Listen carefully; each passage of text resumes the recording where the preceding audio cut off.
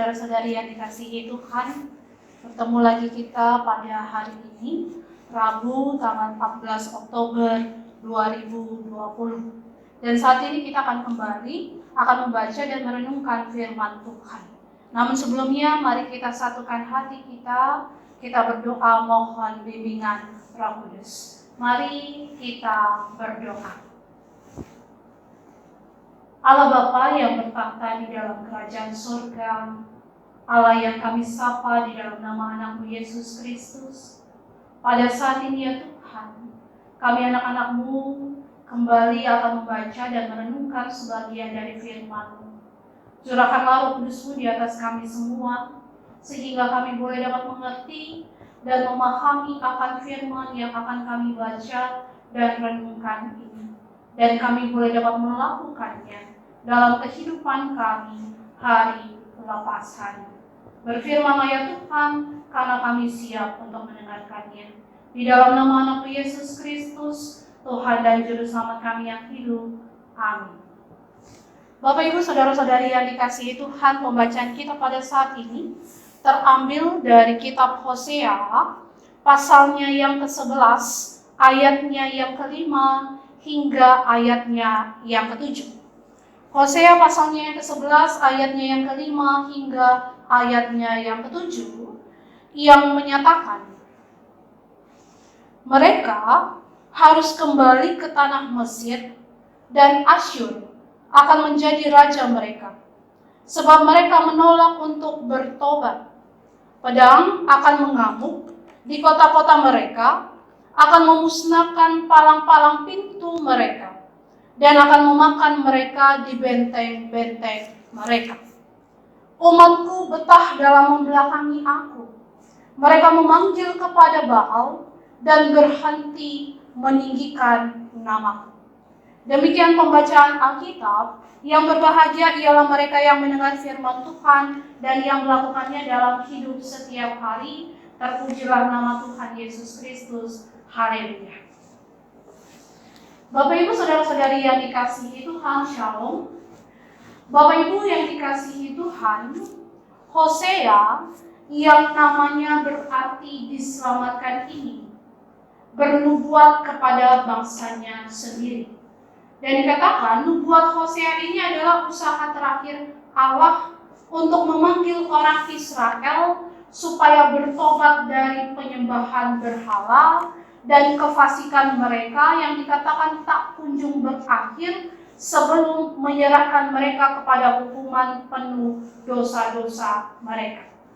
Dan di sini Hosea menulis kitab ini sebagai peringatan bagi kaum Israel dan juga kepada kita bahwa Allah itu pengasih yang setia kepada janji yang diberikan kepada umat pilihannya.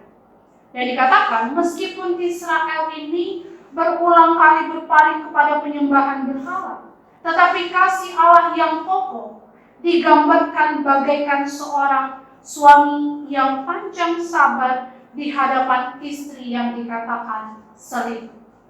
Dan pesan Hosea di sini juga merupakan suatu himbauan bagi mereka yang mengabaikan kasih Allah. Bapak Ibu Saudara-saudari yang dikasihi Tuhan, kita tahu bersama bahwa dalam sejarah perjalanan bangsa Israel tidak terhitung betapa besar kasih Allah atas mereka. Sejak mereka dikatakan masih berada di Mesir, keluar dari Mesir, selama dalam perjalanan, bahkan sampai ke tanah Kanaan, kemudian semakin besar jumlahnya dan semakin tersebar. Dan walau dikatakan berulang kali mereka berbuat dosa, menjauh dari Allah, namun dikatakan Allah menarik mereka kembali dengan hukuman dan pengampunan. Walau mereka berulang kali meninggalkan Allah dan berhenti meninggikan namanya, namun dikatakan kasih Allah pada bangsa Israel selalu mengalahkan kedegilan mereka. Dan pembacaan kita saat ini merupakan sikap dan tindakan Tuhan terhadap pembangkangan dari bangsa Israel, di mana dijelaskan tentang keputusan Tuhan untuk menghukum Israel yang disampaikan oleh Hosea, bahwa akibat dari sikap dan tindakan dari bangsa Israel yang terus-menerus membelakangi Tuhan serta tidak mau bertobat, maka bentuk hukuman yang akan dialami oleh bangsa Israel adalah bahwa Allah akan membiarkan mereka kembali ke zaman pembuangan seperti pada masa lalu di Mesir, dan dikatakan Asyur yang saat itu sedang bangkit menjadi bangsa yang besar dan kuat akan mengalahkan serta menawan Israel. Mereka akan berperang dan tidak ada seorang pun yang dapat menyelamatkan diri dari peperangan tersebut. Bahkan dikatakan kota-kota, benteng, dan pintu-pintu gerbang yang kuat dan juga kokoh tidak akan mampu menahan serangan peperangan tersebut. Semuanya dikatakan akan dimusnahkan dan dihancurkan. Dan setiap orang yang berusaha dikatakan bersembunyi pun dikatakan akan dibunuh. Dan di sini pun kita dapat melihat rasa kecewa Tuhan terhadap Israel. Karena meskipun berita hukuman telah disampaikan kepada mereka, tetapi Israel tidak mau bertobat. Israel masih betah untuk membelakangi Tuhan. Mereka tidak lagi meninggikan Tuhan, dan mereka lebih tertarik atau lebih senang memanggil serta meninggikan Baal.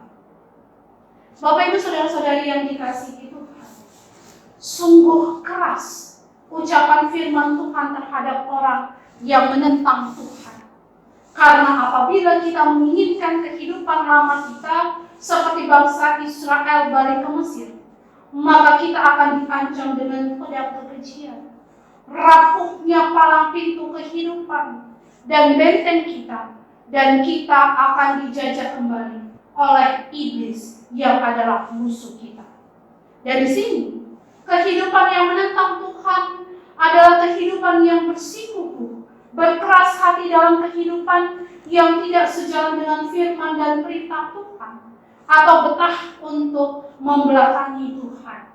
Dan kehidupan yang menentang Tuhan juga berarti ketika kita tidak mau lagi memanggil nama Tuhan, tidak mengutamakan nama Tuhan, tetapi justru memandang kepada berhala di sekitar kita yang menggiurkan hidup kita, seperti kekayaan, harta, kekuasaan, kepuasan hidup, dan hal-hal lain yang tidak sesuai dengan kehendak Tuhan. Di sini, menentang Tuhan juga berarti ketika kita tidak dapat memuliakan nama Tuhan, tidak dapat menjadi saksinya, tetapi justru membuatnya malu dan mencemarkan namanya. Bapak Ibu saudara-saudari yang dikasihi Tuhan, kita tahu bersama bahwa Allah itu panjang sabar dan berlimpah kasih setianya, di mana Ia senantiasa memberi kesempatan kepada kita untuk kembali bertobat. Walau banyak dosa dan kesalahan kita yang mendukakan hatinya, kasih Allah tidak akan pernah habis untuk hidup kita. Namun Ia tidak membiarkan dirinya dipermainkan. Ia tetap akan tegas jika hal itu sudah menyangkut yang namanya dosa dan menjauhkan kita dari kehendak-Nya. Oleh karena itu, firman Tuhan saat ini mau mengatakan kepada kita semua, marilah berbalik kepada panggilan Allah sebagaimana adanya kita, dengan semangat baru, kasih baru, panggilan baru, dan karakter baru untuk mengutamakan dan hidup benar di hadapan Dia. Jadilah pribadi benar dan bukan orang-orang yang degil karena ketegaran hati kita. Dan di sini kita juga harus berhati-hati dengan karakter menentang Tuhan yang mungkin tidak kita sadari sedang kita lakukan dalam hidup kita. Karena lambat laun karakter menentang Tuhan akan menggerus iman, kesetiaan, ketertundukan, dan pengutamaan hidup kita kepada Tuhan. Dan hati-hati apabila kita menentang Tuhan, karena hukuman yang Tuhan telah nyatakan pastilah secara lambat laun juga akan membelenggu hidup kita. Dan apabila kita merasa bahwa kita selalu berada dalam pedang penderitaan dan kekejian hidup, berada dalam rapuhnya benteng iman dan kesetiaan kita kepada Tuhan, atau kita sangat tertekan berada dalam kekalahan terus-menerus terhadap dosa, ingatlah bahwa mungkin saat ini kehidupan kita sedang menentang Dia. Oleh karena itu, sadar dan berbaliklah, dan jangan biarkan hukuman Allah mengintip dan tengah menjatuhkan kita. Melalui firman Tuhan saat ini juga, kita dapat melihat bahwa luar biasanya karakter Tuhan yang dinyatakannya untuk merespon kedegilan dan kekerasan hati Israel, di mana Tuhan tetap memiliki belas kasih, di mana Tuhan tetap Allah pengasih yang tidak serta-merta meluapkan murka-Nya, dan Tuhan tetaplah Allah yang sangat tidak ingin memusnahkan hidup kita manusia yang adalah ciptaannya. Sebab kasih dan kesetiaan Allah tidak sama dengan manusia yang bersifat sementara, terbatas, dan terjadi karena umpan balik mitranya. Oleh karena itu, Bapak Ibu Saudara-saudari yang dikasihi Tuhan dan saya, marilah pergunakan kebaikan dan kesetiaan Tuhan yang tiada terbatas itu untuk kembali menemui Dia. Biarlah kita beroleh kesempatan untuk kembali menjadi anak-anak yang datang kepada Bapa dengan takut dan gemetar. Dan biarlah anugerah, berkat, dan kasih setianya diwujudkannya sebagai bentuk sayangnya Dia terhadap kita yang adalah umat yang dikasihi. Dan biarlah Tuhan kembali berdiam dan berada dalam rumah kehidupan kita, agar karya dan kasih-Nya dapat terwujud dalam hidup kita.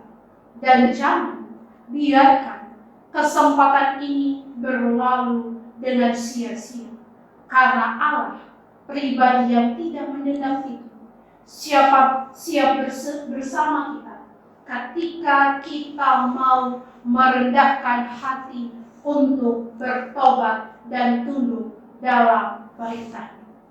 Tuhan Yesus yang adalah Tuhan dan Juru Selamat akan memampukan dan memberkati kita semua untuk dapat melakukan semuanya itu sesuai dan seturut dengan kehendak Tuhan.